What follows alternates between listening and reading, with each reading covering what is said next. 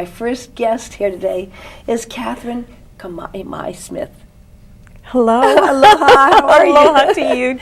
I am so happy to have you here. I've been discovering your book and discovering the history of your book. And this is your very first novel. Yes. And I think it's a fantastic subject. Tell us about this very first book of yours. It's called The Love Remains. The Love Remains. And I wrote this book to cover the topic of the love of the land. I think it's very important that people understand how the love of the land connects to the Hawaiian people. Very, very important. So I started all of this when I moved to Maui, and I was living at Kapalua. And people at Kapalua couldn't tell me anything about the Hawaiian history of that place. There was plenty to learn about the plantation days, and but nothing about the Hawaiians who lived there before. So I started this quest. For me, writing was something I had to transition into. I had written copy for advertising, and I had written children's plays for my Sunday school, but I never attempted to write a book. So that was, I think the idea of writing the book came after the research, after I started. But I did something that no one does. I read the title search for my condo, and I found on it the earliest owner of record was Sarah Ali'i Davis, and she was given the land in a patent of confirmation from Kamehameha IV in 1855. It was all there.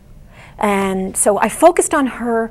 I found out about her family. I found out that she was managing all of Honokahua, which is now a major portion of the Kapalua Resort, sandwiched between Honolulu and Napili in Maui.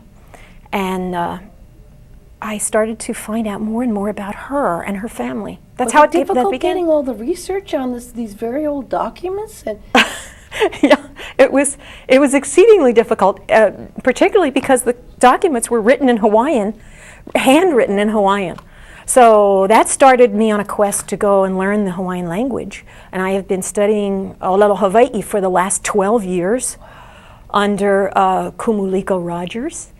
And I know enough to be able to read and to carry on a little bit of conversation. I'm an older woman, so I'll never be really conversant, but I love the language, and the culture is in the language. When you learn the language, you learn so many deep things about the culture. So that place and language are the two things that a culture must have to survive and grow. And fortunately, the Hawaiian people have these two things. They have place and they have language. so you have to basically be an historian if you're going to accomplish your goal to have this novel, a fiction novel, but it's an historical fiction novel, and you were very, very determined to have real facts and real information to make this story come alive, right? Well, not only to make the story come alive, but the responsibility of writing something in 19th century Hawaii about that takes place during Kamehameha's kingdom. For me, a haole person, to write such a thing, I felt very responsible that everything had to be as pono as I could possibly make it. Mm-hmm. If I made errors, so be it. No one is perfect, but I did everything in my power to make everything pono. I had Henrietta Mahona, who was one of the last Native Hawaiian speakers on West Maui. She did the veheve'ana of my book after I wrote the Hawaiian phrases. A lot of the dialogue is in Hawaiian, by the way, and so it's a very rich read for Hawaiian speakers.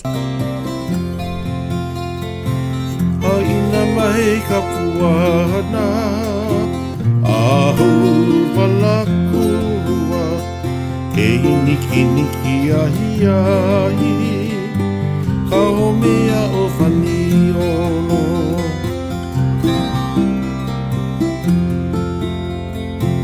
Haina mai ka puana ahu palakua e niki niki ahi ahi